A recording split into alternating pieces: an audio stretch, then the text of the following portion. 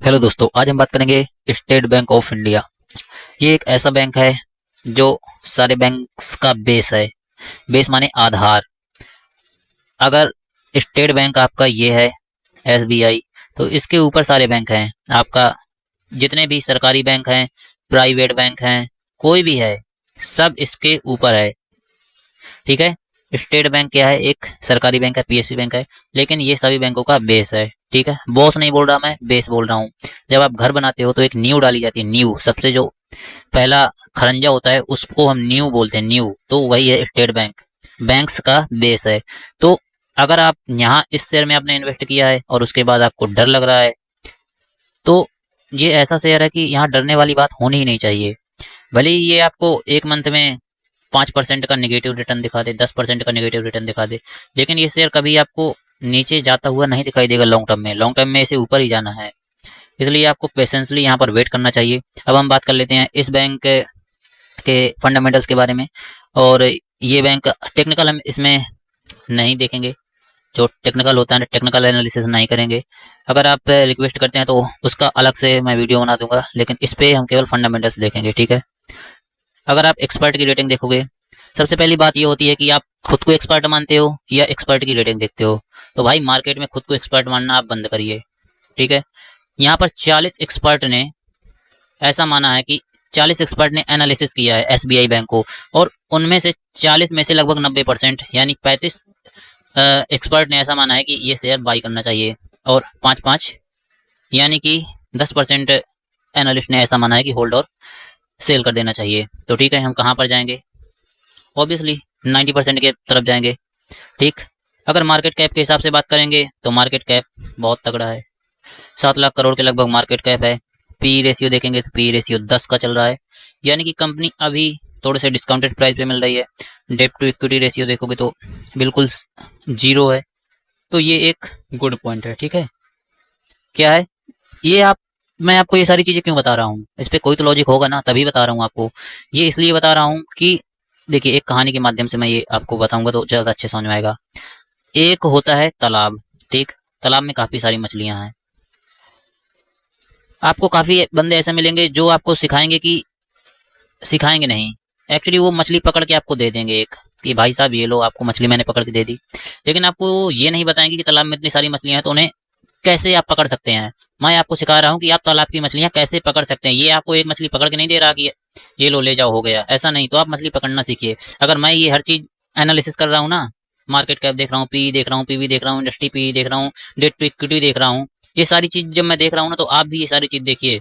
क्या अच्छा होता है, क्या बुरा होता है, कंपनी को कैसे एनालिसिस करते हैं। अगर आप लॉन्ग टर्म के इन्वेस्टर बनना चाहते हैं तो ये चीजें आपको देखनी ही पड़ेंगी। इसी के बेसिस पे कोई शेयर ऊपर जाता है, कोई शेयर नीचे आता है। तो ठीक है, यही बताना चाह रहा था मैं। आई होप आप ये समझ गए होंगे। अब बात कर लेते हैं फाइनेंशियल्स की। तो फाइनेंशियल्स पे देखेंगे तो क्या देखते हैं? रेवेन्यू, प्रॉफिट, नेटवर्थ, 3 चीज ही देखते हैं। तो ठीक है, यहाँ पर क्या करेंगे? ईयरली करेंगे। क्या कंपनी अच्छा खासा रेवेन्यू कर रही है? जैसा कि आप देख रहे हैं, कुछ साल फ्लैटिश रेवेन्यू रहा, फ्लैटिश टू अप में रेवेन्यू गया। बहुत अच्छी बात है। शेयर भी आपको उसी तरह ही भगाए। ठीक है। और इसका रेवेन्यू तो आप देखो, रेवेन्यू है कि भाई साहब ये बवाल चीज है। 3 लाख 4 लाख करोड़। भाई कैलकुलेट करके बता देना मुझे कितने अरब होता है, कितने खराब होता है। 4 लाख करोड़, 5 लाख करोड़, 6 लाख करोड़ का रेवेन्यू कंपनी कर रही है। रेवेन्यू का मतलब अगर आपको नहीं पता है तो कमेंट करिएगा, आपको मैं बता दूंगा रेवेन्यू क्या होता है, प्रॉफिट क्या होता है, नेटवर्थ क्या होता है। हर चीज पे एक अलग अलग वीडियो बना दूंगा, जैसा आप कहेंगे वैसा कर दूंगा। ठीक है। तो कमेंट जरूर करते रहा करिएगा, तो उससे मुझे एक पता चलता है कि आपको क्या समझ में आ रहा है, आपको क्या चाहिए। अगर आपके भाई के लिए कोई सलाह है तो सलाह देने में भी संकोच मत करिए। छोटा भाई समझ के आप मुझे सलाह भी देंगे तो मैं मानूंगा आपकी सलाह। ठीक है। और यहाँ पर इसके बाद करेंगे प्रॉफिट की बात। तो प्रॉफिट देखेंगे तो भाई साहब, आप ऐसे शेयर जो होते हैं ना, वो दिल को छू जाते हैं मेरे, कि ये शेयर में लोग ऐसे क्वेश्चन करते ही क्यों है कि होल्ड कर दें भाई या सेल कर दें। अरे भाई साहब, आप आंख खोल के तो देखिए, आंख खोल के तो देखिए, आंख आपकी फटी की फटी रह जाएंगी। ये किसी कंपनी में आपको ग्रोथ दिखेगी क्या? 18,000 से 24,000, 24,000 से 36,000, 36,000 से 54,000, 54,000 से 68,000। शेयर हर साल डबल हो रहा है। जब शेयर डबल हो रहा है, इसका प्रॉफिट डबल हो रहा है, तो आपका पैसा भी हर साल क्या होगा? डबल होगा। भले ही 2020 में अगर आपने 100 रुपए इन्वेस्ट किए हैं, वो 2040 में 200 ना हो पाए। समझ रहे हो आप? 100 रुपए इन्वेस्ट किए 2021 में, वो 200 ना हो पाए, लेकिन एक टाइम आएगा जब वो 2 गुना होगा आपका। ठीक, लेकिन आपको उसके लिए पेशेंस रखना होगा। शेयर मार्केट है, ये धैर्य का खेल है। अगर जिसने धैर्य रख लिया वो इस गेम में जीत गया, जिसने धैर्य नहीं रखा वो गेम शेयर मार्केट उसे जैसे दूध में मक्खी गिर जाती है ना, उस तरह उसे बाहर निकाल कर फेंक देगा। ठीक है, तीसरा जो पॉइंट हम डिस्कस करेंगे वो अपना नेटवर्थ। क्या कंपनी समय के साथ बड़ी हो रही है? तो जी हाँ दोस्तों, जिस तरह कंपनी का रेवेन्यू बढ़ रहा था, प्रॉफिट बढ़ रहा है, उसी तरह कंपनी का नेटवर्थ भी बड़ा हो रहा है। ठीक है, देखेंगे तो अच्छी खासी ग्रोथ है। तो कंपनी के तीनों पॉइंट प्लस हैं। ओके, तो यहाँ पर आपको डरने वाली कोई बात नहीं है। अगर यहाँ पर शेयर होल्डिंग पैटर्न देखेंगे तो प्रोमोटर्स आपके 60% के लगभग है।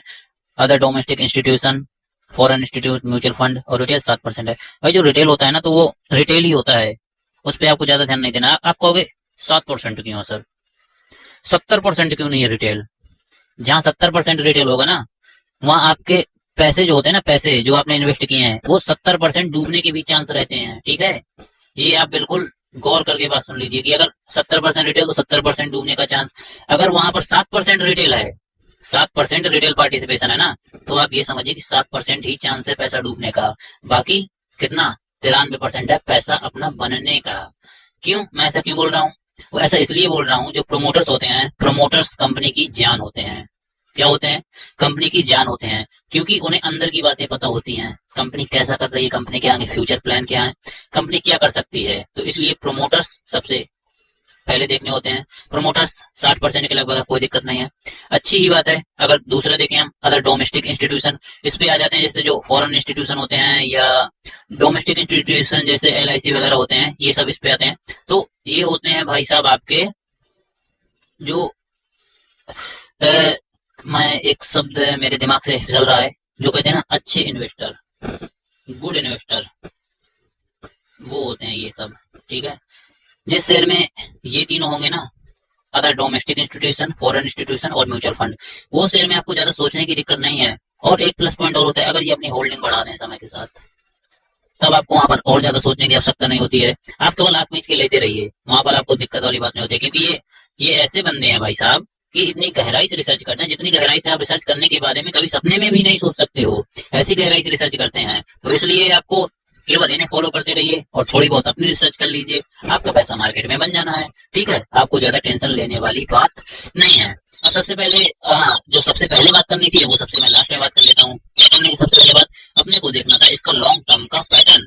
तो लॉन्ग टर्म का पैटर्न क्या बोल रहा है, चलिए इसके बारे में बात कर लेते हैं। शेयर ऊपर जाता है, फिर करेक्ट होता है, ऊपर जाता है, फिर करेक्ट होता है, ऊपर जाता है, फिर करेक्ट होता है, ऊपर जाता है, फिर करेक्ट होता है, ऊपर जाता है, करेक्ट, ऊपर करेक्ट, ऊपर करेक्ट, और उसके बाद आ जाएगा ऊपर। ये पैटर्न है। पैटर्न से सीधी बात बोलता हूँ, घबराने वाली बात नहीं है। पैटर्न अगर ओवरऑल का पैटर्न ऊपर ही जा रहा है, ऊपर ही जाना है, क्योंकि मैंने क्या पहले बताया, ये एक बेस है, सभी बैंकों का बेस है। बेस यानी जान, न्यू, तो वो तो हिलेगा ही नहीं ना। SBI पॉलिसी पास करता है, SBI, RBI, ये ऐसी चीजें हैं जो न्यू होती हैं, इनमें डरने वाली बात नहीं है। सरकारी बैंक है, कोई दिक्कत वाली बात नहीं। आपको अगर मसला है यहाँ पर, तो कोई मैं फेवरेट एडवाइजर को नहीं सलाह देने का मेरा हक भी नहीं बनता है। तो सबसे पहले डिस्क्लेमर दे दूं, अगर आप किसी भी शेयर में इन्वेस्ट करते हैं तो सबसे पहले अपनी रिसर्च कर लीजिए, उसके बाद अपने फाइनेंशियल एडवाइजर से सलाह लीजिए, उससे बातचीत वगैरह करके आप देख सकते हैं इन्वेस्ट करना चाहिए नहीं करना चाहिए। ठीक है, उसके बाद किसी शेयर में इन्वेस्ट करिए। और देखिए, आप फ्री करने के लिए, पैसे होल्ड करने के लिए आप फ्री हैं। मैं आपको ये नहीं कहूँगा कि कुछ होल्ड कर लीजिए, बाई कर लीजिए, सेल कर लीजिए। बाकी जो मेरी एडवाइस थी या मेरा जो एनालिसिस था वो मैंने आपके सामने रखी है। तो उम्मीद है कि वीडियो आपको पसंद आया होगा। पसंद आया होगा तो वीडियो को लाइक कर देना, कमेंट जरूर कर देना वीडियो को कैसा लगा। अगर कोई सजेशन आपको है तो सजेशन भी भाई को जरूर दे देना, मैं आपको सजेशन जरूर देखूंगा। अगर पसंद आता है तो उस पर मैं काम भी करूंगा। अगर कोई आपके मन में सवाल लगे हो तो कमेंट करके वो भी पूछ सकते हो। नेक्स्ट वीडियो उसी के ऊपर होगा। तब तक के लिए मिलते हैं आपसे दूसरे वीडियो में।